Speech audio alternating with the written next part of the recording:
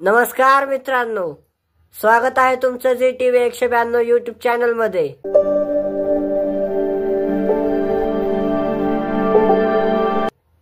आज बाबा आणि आजी सुंदर असा अभंग म्हणणार आहेत। अभंग आवडल्यास व्हिडिओला लाईक करा, शेअर करा आणि कमेंट करा। तर चला आपण अभंगाला सुरुवात करूया।